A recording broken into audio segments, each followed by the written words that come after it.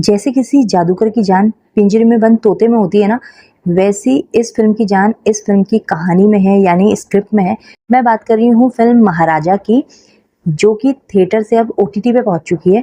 सबसे पहले तो आप कंफ्यूज मत होइएगा कि ये फिल्म महाराज है या महाराजा है। महाराज जुनैद खान की पहली फिल्म है, यानी आमिर खान के बेटे की, जो नेटफ्लिक्स पे लगभग 1 महीने से स्ट्रीम हो रही है। और ये फिल्म साउथ की फिल्म है, विजय सेतुपति की। महाराज और महाराजा में एक अंतर है। फिल्म पे बात करते हैं। कहानी है महाराजा नाम के एक बार्बर की, यानी विजय सेतुपति की, जिसके घर में चोरी हो जाती है। और चोरी हुई चीज इतनी लेम है, यानी कि आम है, जिसकी कोई भी कीमत नहीं है। जिसकी रिपोर्ट लिखाने वो पुलिस थाने जाता है। जो भी उसकी कहानी सुनता है उन्हें लगता है कि ये क्या बेबुनियाद बात कर रहा है, और इस चीज को ढूंढने के लिए हम अपना टाइम क्यों वेस्ट करें। पर विजय सेतुपति यानी महाराजा का उस चीज से कुछ इमोशनल कनेक्शन है, इसलिए वो फोर्स करता है पुलिस वालों को, बार बार प्रेशर करता है कि प्लीज वो उसका सामान ढूंढें। इसके लिए वो अपनी आधी से ज्यादा सेविंग भी पुलिस वालों को देने के तैयार रहता है, जिसके चलते पुलिस वाले उसके सामान को ढूंढने की तैयारी करते हैं। उन्हें लगता है कि शायद वो लेम चीज में ऐसा कुछ स्पेशल तो है जिससे उनकी और कमाई हो सके, तो वो इसके लिए थोड़ा सा एफर्ट डालते हैं। और साथ ही महाराजा यानी विजय सेतुपति की एक बेटी भी है, जिसे वो बहुत प्यार करता है। दोनों बाप बेटी रहते हैं, और उसकी बेटी के साथ भी कुछ इस तरह का इंसिडेंट हो जाता है।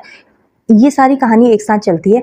और साथ में दूसरी तरफ एक सीन चल रहा है जहाँ एक चोर है, वो अपने एक साथी के साथ मिलकर बड़ी बड़ी चोरियां करता है। और उस चोरी के खत्म होने के बाद उसकी फैमिली के साथ ब्रुटैलिटी करते हैं उसके साथ वाले, यानी कि असॉल्ट करते हैं, फिजिकल असॉल्ट करते हैं, और उस फैमिली की हत्या तक कर देते हैं। और वापस अपनी लाइफ में आके एक नॉर्मल जिंदगी जीते हैं। उस चोर की भी एक बेटी है, उसके बीवी है, और उसके परिवार वाले उसके इस घिनौने काम के बारे में कुछ नहीं जानते। तो ये दोनों कहानियां आपस में कैसे लिंक करती हैं, वो महाराजा और चोर की जिंदगी आपस में कैसे कोरिलेट है, इसके लिए आपको फिल्म देखनी पड़ेगी। महाराजा के मैं ड्रॉबैक्स बताती हूँ। ये फिल्म इतने इमोशनल कंटेंट को लेके चल रही है, लेकिन उनका इमोशन आपके दिल पे असर नहीं करता, आपको सरप्राइज करता है। आई थिंक आप ये बात समझ रहे होंगे। चीजें याद रह जाना, तकलीफ हो जाना या खुश हो जाना, वो वाले इमोशन नहीं, सरप्राइज करने वाले सीन है। फॉर एग्जाम्पल मैं आपको एक सिनेरियो बताती हूँ। जब महाराजा की वो चीज खोती है और वो रोज पुलिस स्टेशन की चक्कर लगा रहा है, इवन पुलिस वालों की छोटी छोटी जरूरतें पूरी कर रहा है। उनकी सिगरेट लाना, कभी उन्हें चाय पीनी है, कभी उन्हें बिरयानी खानी है, और उसके इतने पैसे चले गए हैं इस चीज में, और उसका मैनुअल एफर्ट तो जा ही रहा है। वो रोज पुलिस स्टेशन में बैठ के वेट कर रहा है। वो बहुत बेचारा सा महसूस होता है। लेकिन इसके बावजूद भी आपको उस बंदे के साथ सिंपैथी नहीं है, आपको उस पर दया नहीं आ रही कि हम इसकी कैसे मदद करें। बजाय उस बंदे का पर्सोना ऐसा बनाया गया है फिल्म में कि आपको यकीन है चाहे पुलिस वाले कुछ करें या ना करें, ये खुद ही कुछ ना कुछ कर लेगा। हमें उसकी बुद्धि, उसकी स्ट्रेंथ पे पूरा भरोसा हो रहा है उसके पर्सोना की वजह से। तो ये जो इमोशनल कंटेंट था, हमें दुख होना चाहिए था, पर दुख नहीं हो रहा है। हमें वेट हो रहा है कि अब ये क्या करेगा। अगर पुलिस वाले इसकी चीज नहीं ढूंढ पाए तो इसका एक्शन क्या होगा, और इसका पेशेंस कब टूटेगा इन पुलिस वालों के रवैये से।